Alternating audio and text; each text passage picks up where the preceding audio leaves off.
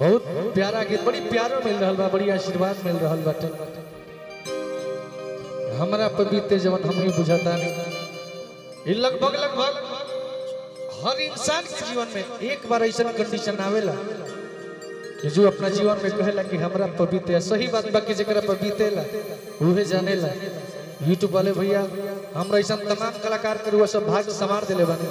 Santosh light and DJ भैया के sound के वास्तव में जवाब नहीं। एको हाली कहे के ना पड़ल।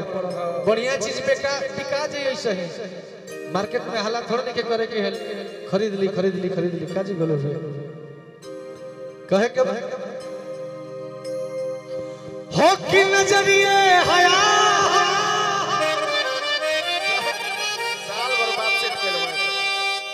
साल भर बाद सेट पे लमणे साल भर बाद हो कि नजरिए हया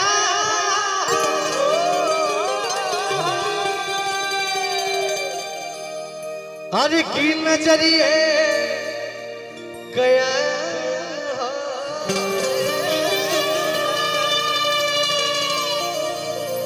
अरे नजरिए हमवत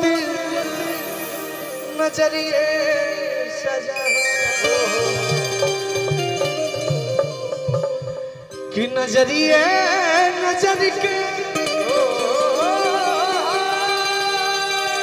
अरे नजरी से मिला बेला हो कि नजरिए के मरल के हो बचियो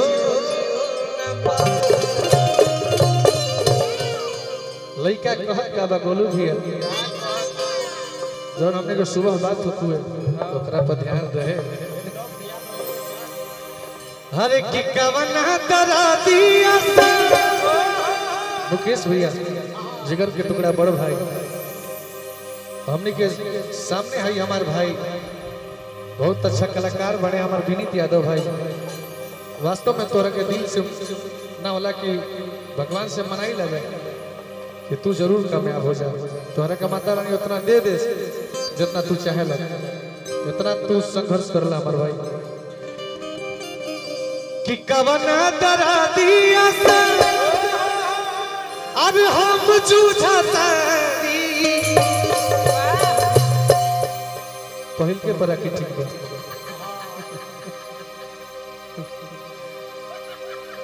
अरे कि कवना दरा दिया अब हम जूझता अरे कि हमारा पवित्र जवन हम ही बुझता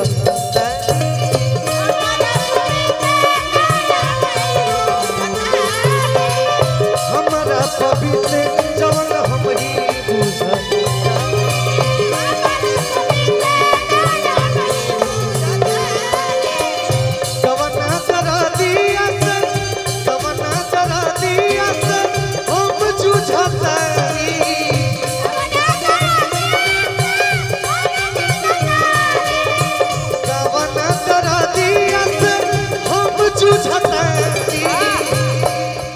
अरे कि हमारा पवित्र जवन हम ही बुझता हमारा पवित्र जवन हम ही बुझता।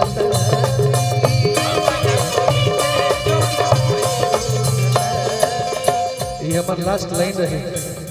चाहे कि राहुल एकरा के रील बना लो चाहे कंप्यूटर वाला भैया जितना हमार बनी जाए भैया ये गीत के सबसे प्यारा लाइन जो हमारा दिल के करीब बाटे। अरे कि मनुख सब की जहरिए नो खाई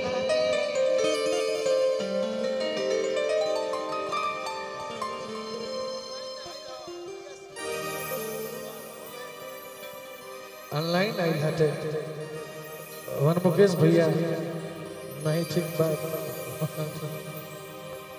हाँ नहीं रौरे बानी हमारे रौरे परिवार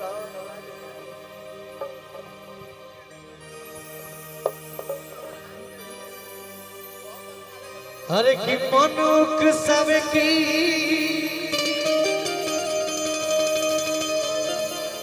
जहरिए नोखा कि अब हम मरिए नु जाइए भैया कि मनुक सवे की जहरिए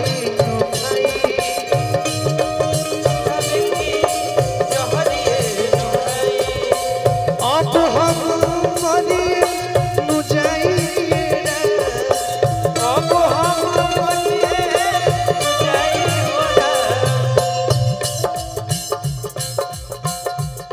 बानी पाने से हरल अपना भगिया के मारल बानी पाने से हरल अपना